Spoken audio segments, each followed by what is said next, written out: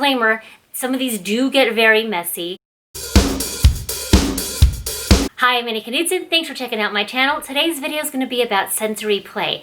Now, sensory activities are very important in that it helps encourage scientific thinking and problem solving. It helps with motor skills.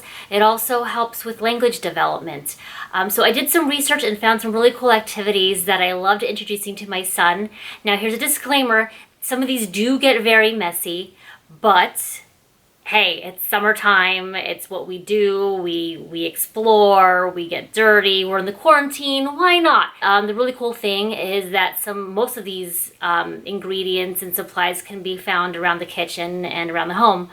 And I will say that these activities do require adult supervision because there are small pieces and my son likes to put everything in his mouth. So, here we go. Let's get right into it. I've got a handful of activities. Let's get started. First activity is moon sand. Moon sand was so much fun to make. All it involves is some baby oil and a bunch of flour. My son loves to play in the dirt, so we figured why not bring it home and do something a little bit more cleaner. So here you go.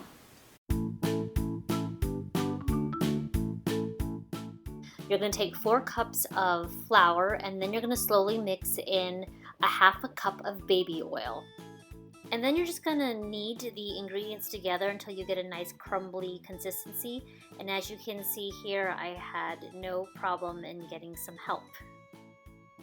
Sand play has some really cool benefits, one being that it helps develop hand-eye coordination, it promotes creativity and imagination, and he's also developing his sense of touch.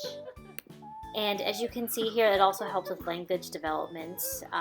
He's being very vocal and exploring his sound effects as he plays. This second activity is basically just rice in a bag, and it's just exactly what it is, rice in a bag. Now, I discovered this really cool hack while I was cooking in the kitchen. My son was acting up while I was trying to get some work done, and then I went ahead and just grabbed a bag of rice and plopped it down on the floor, and it kept him occupied for a very long time. He likes to wrestle the bag, he likes to just get his hands in, bites the bag, anything. It just keeps him occupied and entertained for a while. This next activity is Play-Doh. Play-Doh is just so simple to make from home. It only requires a few ingredients. The cool thing is if they put it into their mouth, there's no harm in it because it's all ingredients that you took from your kitchen.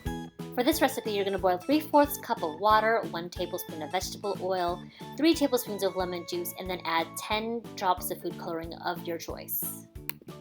And then in a separate bowl, you're going to mix together 1 cup of flour and 1/4 cup of salt, and then you're going to add the dry ingredients to the wet, and there you go, you've got some Play-Doh. As you can see here, the mixture came out a little bit crumbly. I think I was off a little bit when I was making it. I made it once before and it came out nice and smooth and not crumbly whatsoever. But you know what? Hey, he still likes it, so I'm cool with it.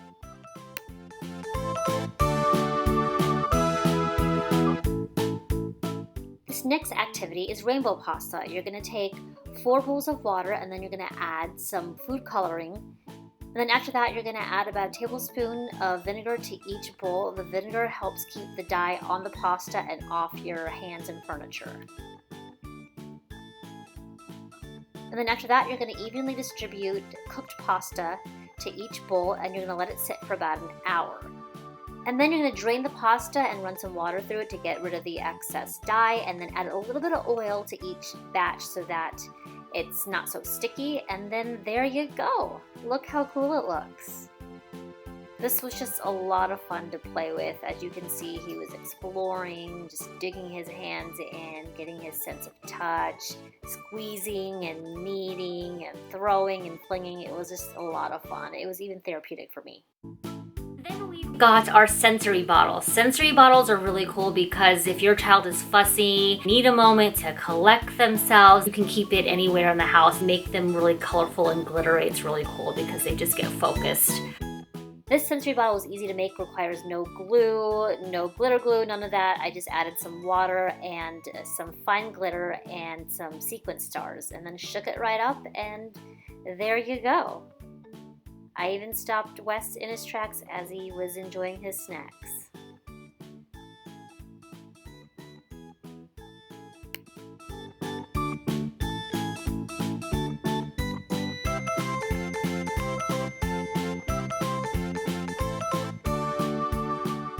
Now this blue bottle on the left I decided to make on a whim, and it's made with baby oil, water, and food coloring, and that's it.